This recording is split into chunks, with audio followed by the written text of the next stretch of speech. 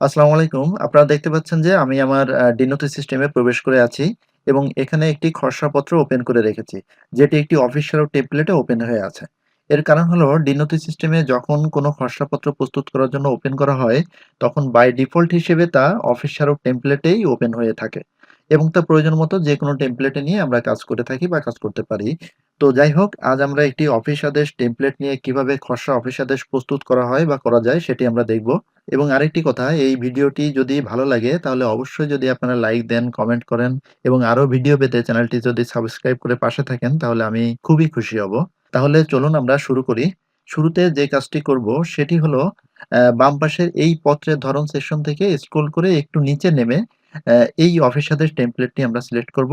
তাহলে দেখতে পেলাম যে পত্রটি ওপেন ছিল সেটি পরিবর্তিত হয়ে এখন এই অফিস আদেশ টেমপ্লেটেই ওপেন হয়েছে। এরপর অফিস আদেশের বিস্তারিত বিষয়বস্তু অর্থাৎ অফিস আদেশের বডির যে কথাগুলো সেগুলো এখানে লিখব। লেখার জন্য এই সম্পাদন করুন এই বাটনে আমরা ক্লিক করব। তো আমি ক্লিক করলাম। ক্লিক করার পর এখানে প্রয়োজনীয় কথাগুলো যেমন ধরা যাক আমি এই কথাগুলোই এখানে লিখলাম। এখন এই সম্পাদন শেষ করুন বাটনে ক্লিক করে বডির লেখা আমি শেষ করলাম। এরপর আমি চলে যাব ডান পাশের এই সেকশনে। ১ম এ রয়েছে পত্র স্বাক্ষরকারী অর্থাৎ এই আদেশটির স্বাক্ষরকারী কর্মকর্তা এখান থেকে সিলেক্ট করতে হবে। সেজন্য এই হিউম্যান হেড বাটনে আমি ক্লিক করলাম। এরপর স্বাক্ষরকারী হিসেবে যে কর্মকর্তাকে আদেশে যুক্ত করতে চাই, এখানে তার নাম লিখে সার্চ করব। ধরা যাক আমরা রেজিস্ট্রার স্যারকে স্বাক্ষরকারী হিসেবে অফিস আদেশে যুক্ত করতে চাই। তাহলে স্যারের নাম লিখে সার্চ করব। দেখতে পাচ্ছি স্যারের নামের কিছু অংশ লিখলেই নামটি এখানে চলে আসছে। নামটি সিলেক্ট করে দিয়ে সংরক্ষণ করুন এই বাটনে আমি ক্লিক করলাম। তাহলে দেখতে পেলাম স্বাক্ষরকারী হিসেবে স্যারের নামটি এখানে চলে আসছে। এরপর এই অফিস আদেশের প্রেরক বাছাই করব এবং বাছাই করলে প্রেরকের নামটি এখানে নিচের দিকে যুক্ত হবে।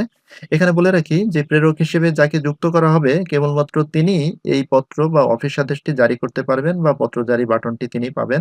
আবার একই কর্মকর্তাকে স্বাক্ষরকারী বা প্রেরক উভয় জায়গাতেই রাখা যায় এবং সেক্ষেত্রে কোনো সমস্যা নাই। তো যাই হোক, প্রেরক বাছাই করার জন্য আগের মতো এই হিউম্যান হেড বাটনে ক্লিক করলাম। এখানে প্রেরকের নাম লিখে সার্চ করব। তো ধরা যাক মনিরুজ্জামান স্যারকে প্রেরক হিসেবে দিতে চাই। স্যারের নামের কিছু অংশ লিখলেই নামটি চলে আসছে।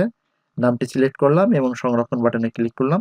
তাহলে দেখতে পেলাম যে প্রেরক হিসেবে নামটি এখানে নিচের দিকে যুক্ত হয়েছে। তাহলে আমি স্বাক্ষরকারী এবং প্রেরক হিসেবে ২ জন কর্মকর্তাকে এই অফিস আদেশে যুক্ত করলাম। এরপর অনুলিপি বাছাই করব অর্থাৎ এই অফিস আদেশটি যাকে অনুলিপি হিসেবে দিতে চাই তা বাছাই করব। তার জন্য একইভাবে ডান পাশের এই হিউম্যান হেড বাটনে ক্লিক করতে হবে। এখানে এই আইকনটি লক্ষ্য করলে দেখতে পাচ্ছি যে এবার কিন্তু বাটনটিতে একাধিক হেড রয়েছে। অর্থাৎ অনুলিপিতে একাধিক ব্যক্তিকে যুক্ত করা যাবে। তো তার জন্য এই বাটনটিতে ক্লিক করলাম। এখান থেকে আগের মতো কর্মকর্তার নাম লিখে সার্চ করব। ধরা যাক আমি তারিক ভাইকে সার্চ করলাম এবং নামটি চলে আসছে। এরপর সংরক্ষণ বাটনে ক্লিক করলে নামটি এখানে অরেঞ্জ কালারে যুক্ত হবে এবং যে কয়জন সিলেক্ট করা হবে সেই সংখ্যাটি এখানে দেখাবে। আমি আবার রবিউল ভাইকে নাম আ লিখে সার্চ করলাম এবং নামটি সিলেক্ট করে সংরক্ষণ বাটনে ক্লিক করলাম। নামটি এখানে যুক্ত হলো এবং ২ জনকে সিলেক্ট করার কারণে এখানে ২ দেখাচ্ছে। এরপর এখানে ক্লিক করে আমি এই বাছাই সম্পন্ন করুন বাটনে ক্লিক করলাম। তাহলে বাছাইকৃত কর্মকর্তার পদবি এবং দপ্তরের নাম সহ এখানে অনুলিপিতে যুক্ত হয়েছে। তাহলে আমরা দেখলাম একটি খসড়া অফিস আদেশ তৈরির সময় বাম পাশের এই পত্রের ধরন সেকশন থেকে অফিস আদেশ টেমপ্লেটটি সিলেক্ট করে একটি খসড়া অফিস আদেশ আমরা ধাপে, ধাপে প্রস্তুত করলাম। এখানে দেখুন কত সুন্দর একটি খসড়া অফিস আদেশ তৈরি হলো। এখন আমি এই সংরক্ষণ বাটনে ক্লিক করলে এই অফিস আদেশ পত্রটি সংরক্ষিত হয়ে যাবে। তো আশা করি সকলে বুঝতে পেরেছেন যে কিভাবে অফিস আদেশ প্রস্তুত করতে হয়। ভিডিওটি ভালো লাগলে অবশ্যই লাইক দিন, কমেন্ট করে জানান এবং আরো ভিডিও পেতে এই চ্যানেলটি সাবস্ক্রাইব করে পাশে থাকুন। আল্লাহ হাফেজ। সবাইকে ধন্যবাদ। সবাই ভালো থাকবেন।